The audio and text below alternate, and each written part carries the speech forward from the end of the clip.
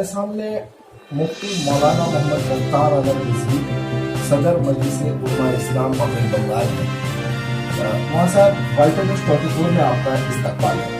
आज जिस मौजू के तहत हमें आपसे बात करनी है वो ये कि अभी गुज़िश्ता दिनों वसीम रिजवी ने कहा है और PIL उन्होंने दाखिल किया है मुल्क के सबसे बड़े अदालत में, सुप्रीम कोर्ट में।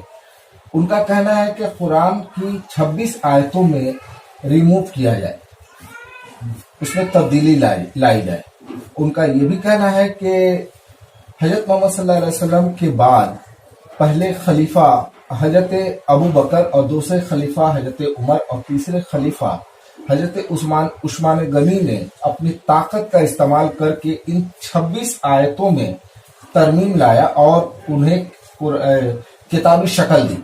और सिर्फ यही नहीं बल्कि वो ये भी कह रहे हैं कि इसी ताकत का सहारा लेकर वो इस्लाम को उन्होंने फैलाया है। इस पे थोड़ी सी हम आपकी राय जानना चाहते हैं। सबसे पहली बात, आज पूरी दुनिया कोरोना वायरस इस तरह के अमराज से बेहाल हो चुकी है और ऐसे मौके पर हिंदुस्तान में भी अफरा तफरी का माहौल। कुरान के सिलसिले में जब आयतें नाजिल हो रही थी उस ज़माने में भी अरब के बड़े बड़े फुसहा ने ये तोहमत लगाई थी कि ये इंसानी कलाम है, खुदाई कलाम नहीं है। तो कुरान में अल्लाह की तरफ से चैलेंज आया कि फातू बिस्सूरतिन मिन मिस्लिही, एक ही सूरत इसके मिस्ल ले आओ। उस ज़माने के तमाम फुसहाए अरब आजिज़ हो गए। ये कुरान अल्लाह का कलाम है, इसमें एक नुक्ता या एक ज़ेर ज़बर की भी कोई तरमीम नहीं है। खुद अल्लाह ताला का फरमान है, ला तब्दीला ले कलिमातिल्लाह, अल्लाह ताला की बातें बदल नहीं सकती। इस कुरान के सिलसिले में वसीम रजवी नहीं, उसे राफजी कहिए, इसलिए कि उस अकीदे का वो चेयरमैन है। इससे पहले भी इन्होंने मदरसों के सिलसिले में हफ़वात व बकवास बके थे, जिस सिलसिले में मदरसों को इन्होंने दहशत गर्दों का अड्डा बताया था।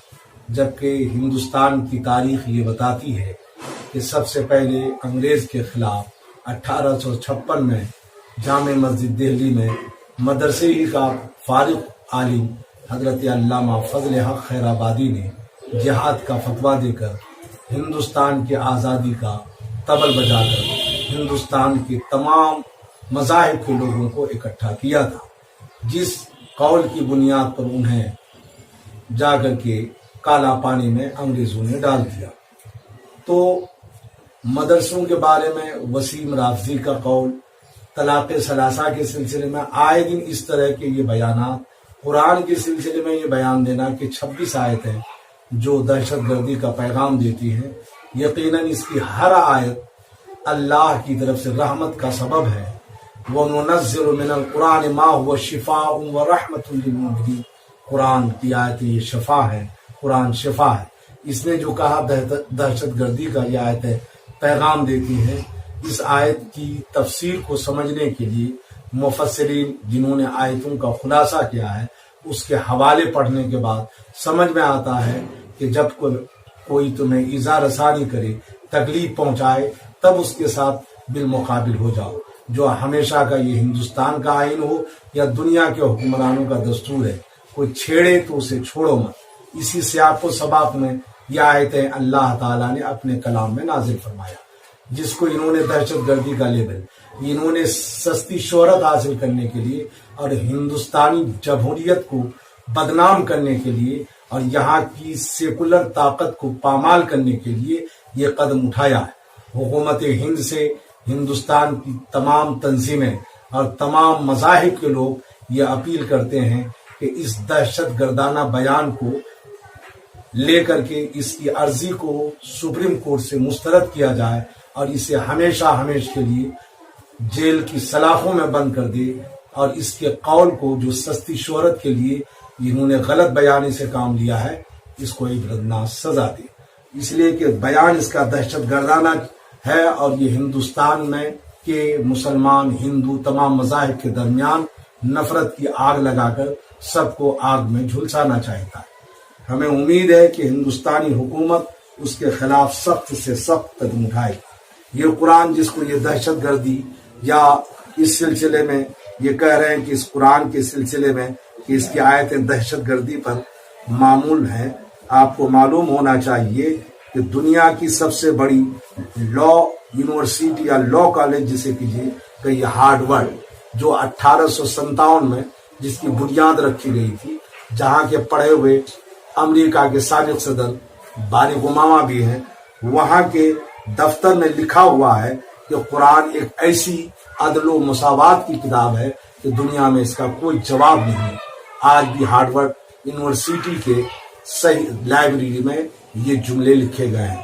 تو جس کتاب کو پڑھ کر دنیا کے بڑے بڑے مفکروں نے یہ قول پیش کیا کہ یہ کتاب امن کا پیغام دیتی ہے، یہ کتاب دہشت گردی کو ختم کرتی ہے، اس کتاب کے بارے میں ہندوستان کا ایک سرفراہ وسیم رافضی اگر کچھ بیان دے، یہ انتہائی لوگوں کے دلوں کو مجروح کر دیا ہے۔ لیکن ہمیں حکومت سے بھی امید ہے اور اللہ کی ذات سے بھی امید ہے کہ اللہ نے یہ کتاب حق نازل فرمایا ہے، اسے بے انتہائی عبرتناک سزا ملے گی۔